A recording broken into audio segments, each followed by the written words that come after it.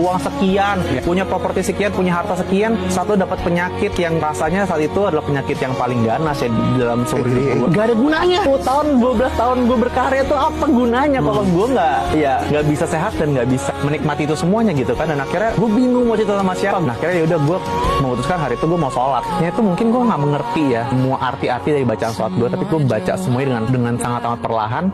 Dan di tengah-tengah sholat itu gue nangis sendirian di kamar hotel gue, nangis.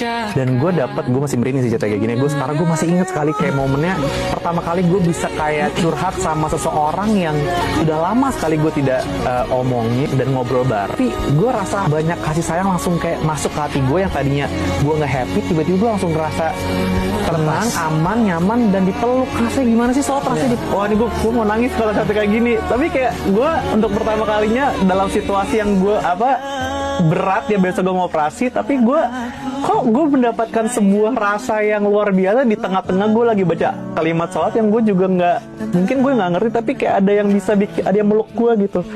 Sampai hari ini ya gue sangat amat bersyukur malahan dikasih penyakit dan dikasih momen itu, karena kalau enggak kayaknya gue nggak punya koneksi itu. Dan sampai sekarang alhamdulillah gue merasa cukup gitu. Ya kekurangan gue, semua penyakit gue segala macam, tapi gue nggak pernah melihat ini sebagai sesuatu ujian lagi gitu. Ini adalah sebuah karunia gitu yang Tuhan kasih ke gue. Dan akhirnya di saat itu gue ngerasa sholat itu, dari hari itu gue sholat itu bukan karena gue kewajiban, tapi kayak sebagai tanda gue bersyukur. Karena kalau gue nggak sholat rasanya gue nggak bersyukur gitu. Jadi gue malu sama diri gue sendiri.